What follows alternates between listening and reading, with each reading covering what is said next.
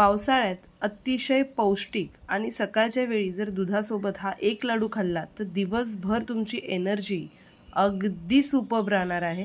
तर छान असे हे पौष्टिक ड्रायफ्रूटचे लाडू आज आपण आपल्या किचनमध्ये बनवणार आहोत। नमस्कार, मी स्मृती देसाई तुम्हा सगळ्यांचं स्वागत करते हाऊस पार्टी टुडे स्पेशल या चॅनलमध्ये। आणि आज आपण हे पौष्टिक लाडू कसे बनवायचे तेही अजिबातही गूळ, साखर किंवा गव्हाच्या पिठाचा वापर न करता आज आपण हे लाडू बनवणार आहोत। चला तर मग लगेच सुरुवात करूया। सगळ्यात आधी हे लाडू बनवण्यासाठी आपल्याला इथे लागणार आहे ते म्हणजे 500 ग्रॅम खजूर।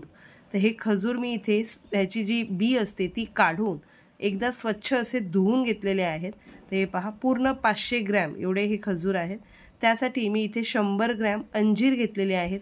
हे सुद्धा मी पाण्याने स्वच्छ धुवून अर्धा तास भिजत ठेवले होते। तर अगदी भिजवलेले हे अंजीर आहेत। त्यानंतर 100 ग्रॅम मी इथे घेतलेले आहेत काजू, 100 ग्रॅम बदाम, 100 ग्रॅम पिस्ता, त्याचप्रमाणे 100 ग्रॅम मी इथे मखाने घेतलेले आहेत। आणि या सगळ्यांना बाइंडिंग म्हणून इथे 200 ते 250 ग्रॅम शिंगाड्याचं पीठ मी इथे वापरणार आहे। चला तर मग सगळ्यात आधी आपल्याला हे मखाने भाजून घ्यायचे आहेत। तर त्यासाठी गॅसवरती मी पॅन गरम होत ठेवलेला आहे व त्यामध्ये हे मखाने अगदी खरपूस असे ड्राय रोस्ट आपल्याला करून घ्यायचे आहेत। अजिबातही तूप न घालता हे असेच आपल्याला ड्राय रोस्ट करायचे। तर छान खरपूस होईपर्यंत आपण हे भाजून घेऊया। तर ह्याचप्रमाणे आपल्याला काजू, बदाम व पिस्ता सुद्धा भाजून घ्यायचे आहेत। तर तुम्ही पाहू शकता आपले मखाने इथे भाजून झालेत। त्यानंतर ते बाजूला काढून ठेवून मी याच पॅनमध्ये काजू सुद्धा भाजून घेते। व्यवस्थित असे आपले काजू भाजून झाले की आपण ह्यातच पिस्ता मिक्स करूया व काजू व पिस्ता आपण 2 मिनिटं छान असे भाजून घेऊया। अगदी छान असा ह्या काजू पिस्ताचा क्रंच आपल्या लाडवामध्ये येतो। तर हे पहा, अगदी व्यवस्थित असे काजू आणि पिस्ता आपले भाजून झाले की पुन्हा मंद फ्लेमवरती आपल्याला बदाम सुद्धा असेच भाजून घ्यायचे आहेत। तर हे पहा, इथे काजू आणि पिस्ता माझे छान असे भाजून झालेले आहेत। तर हे काजू आणि पिस्ता सुद्धा थंड होण्यासाठी मी एका परातीमध्ये काढून घेते व पुन्हा एकदा मंद फ्लेमवरती हे बदाम मी भाजून घेणार आहे। बदाम भाजायला काजू पिस्ताच्या तुलनेत थोडा जास्त वेळ लागतो। तर इथे आपले बदाम आपण भाजत ठेवले आहेत, तोपर्यंत मखाने थंड झालेले आहेत। ते मिक्सरमध्ये आपण बारीक करून घेऊया। तर छान अशी त्याची पावडर करूया। त्यानंतर काजू आणि पिस्ता सुद्धा मी बारीक करून घेते। इथे आपले बदाम सुद्धा छान असे ब्राऊन रंगावरती आपल्याला अगदी खरपूस असे भाजून घ्यायचे आहेत। याची छान अशी नटी टेस्ट आपल्या लाडवांमध्ये येते। तर हे पहा, आपले बदाम सुद्धा अगदी ब्राऊन रंगावरती छान असे रोस्ट करून झालेले आहेत। हे सुद्धा मी परातीमध्ये काढून घेते। सेम पॅनमध्ये मी इथे तूप घेते।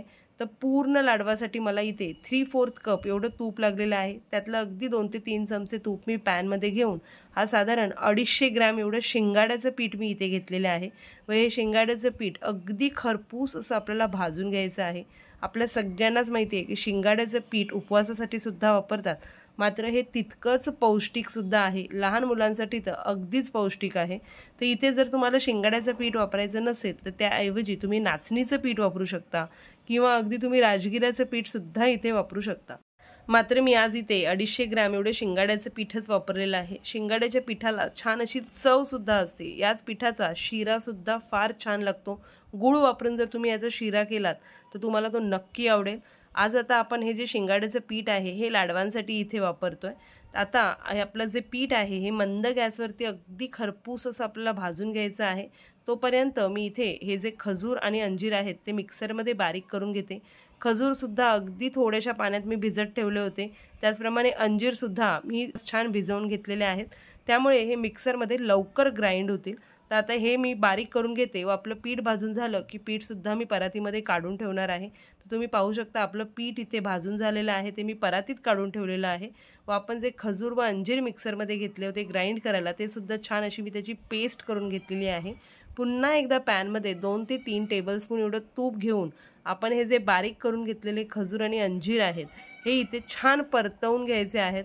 तर आता आपण यामध्ये पाणी वापरलं होतं ग्राइंड करताना किंवा भिजवण्यासाठी सुद्धा, त्यातला पाण्याचा जो अंश आहे तो आपल्याला पूर्णपणे काढून घ्यायचा आहे। त्यासाठी अगदी व्यवस्थित असं आपल्याला ह्याला परतवून घ्यायचं आहे तुपामध्ये। ते पहा, अगदी व्यवस्थित मी याला परतवते आणि ट्विस्ट म्हणून मी यामध्ये घालणार आहे अगदी 1.5 टेबलस्पून एवढी ही कोको पावडर। कोको पावडरमुळे छान असा चॉकलेटचा फ्लेवर आपल्या लाडूला येईल आणि लहान मुलं फारच आवडीने हे लाडू खातील। अगदी ऑप्शनल आहे। जर तुम्हाला ही कोको पावडर इथे वापरायची नसेल तर तुम्ही ती स्किप सुद्धा करू शकता, फक्त फ्लेवरसाठी म्हणून मी इथे ही कोको पावडर वापरलेली आहे। आता ह्यामध्ये थोडंसं मीठसुद्धा मी घातलं आहे। गोडाला थोडीशी मिठाची जोड दिली तर त्याचा गोडवा आणखीन वाढतो, त्यासाठी मी इथे थोडंसं मीठ ॲड केलेलं आहे। व तुम्ही पाहू शकता आपली जी खजूरची पेस्ट आहे ती व्यवस्थित अशी इथे परतवून झालेली आहे। आता मी इथे गॅस बंद करते व ह्याला या पॅनमध्ये असंच थोडा वेळ ठेवणार आहे। तोपर्यंत परातीमध्ये आपण जे मखाने त्याचप्रमाणे काजू, पिस्ता व बदाम बारीक करून घेतले होते ते सगळं आपलं मिक्स करून घ्यायचं आहे। त्यानंतर आपण ही जी खजूरची पेस्ट आहे ती त्यात ॲड करणार आहोत। चला तर मग आपण पाहूया।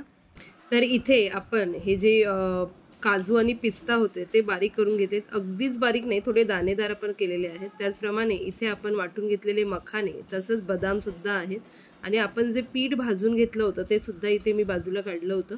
आता हे सगळं आधी आपण व्यवस्थित असं मिक्स करून घेऊया व त्यानंतर आपली जी खजूरची पेस्ट आहे ती आपण मिक्स करणार आहोत। आता ह्यात मी चवीसाठी थोडीशी खसखस घालते। खसखस मी भाजून घेतलेली आहे, तर ही खसखस मी इथे घालते। आवडीनुसार तुम्ही इथे ॲड करू शकता। त्याचप्रमाणे फ्लेवरसाठी मी यात घालते थोडीशी वेलची पूड, अगदी तुमच्या आवडीनुसार तुम्ही घालू शकता। जर तुमच्या मुलांना व्हॅनिला फ्लेवर आवडत असेल तर इथे वेलची पूडऐवजी तुम्ही थोडासा व्हॅनिला ॲड केला तरी सुद्धा चालेल, कारण आपण चॉकलेट पावडर सुद्धा वापरलेली आहे, एक छान अशी टेस्ट येईल। सध्या मी इथे वेलची पूडच वापरते। आता हे सगळं मिश्रण जे आहे ते आपल्याला अगदी व्यवस्थित मिक्स करून घ्यायचं आहे। त्यानंतर आपण ह्यामध्ये खजूरची पेस्ट ॲड करणार आहोत व त्याचे आपण छान असे लाडू वळून घेणार आहोत। तर इथे आपले हे मखाने, पीठ तसंच बदाम व काजू, पिस्ताची जी आपण पावडर करून घेतली ती अगदी व्यवस्थित आपली मिक्स झालेली आहे। आता आपण यामध्ये जी खजूरची पेस्ट आपण बनवून घेतली होती ती ॲड करूया। तर हे पहा, आता इथे ही सगळी खजूरची पेस्ट मी यात ॲड करते। तुम्ही पाहू शकता अगदी व्यवस्थित अशी घट्ट गोळा या खजूरच्या पेस्टचा झालेला आहे। आता ह्या मिश्रणामध्ये अगदी व्यवस्थित असं आपल्याला हे मिक्स करून घ्यायचं आहे आणि अगदी सहज याचे लाडू वळले जातात। जर तुम्हाला ह्याचे लाडू बनवायचे नसतील तर या मिश्रणाला व्यवस्थित असं एका पसरट भांड्यामध्ये थापून तुम्ही ह्याचे जे नॉर्मल आपण बार बनवतो तसे बार किंवा चिक्कीच्या आकारामध्ये तुम्ही ह्याला कट करू शकता। आता मी हे जे मिश्रण आहे ते अगदी व्यवस्थित असं मिक्स करून घेते व त्यानंतर आपण याचे छान असे लाडू वळून घेऊया। तर हे पहा, अगदी सहज याचे लाडू वळले जातात आणि आपण यामध्ये शेंगाड्याचं पीठ वापरलेलं आहे, त्यामुळे याला छान अशी चव सुद्धा येते। ड्रायफ्रूट सुद्धा आपण छान रोस्ट करून घेतल्यामुळे एक नटी फ्लेवर सुद्धा आपल्या लाडूला आलेला आहे। तुम्ही तुमच्या आवडीप्रमाणे यामध्ये जर तुम्हाला अजून काही ड्रायफ्रूट्स ॲड करायचे असतील तर ते ॲड करू शकता।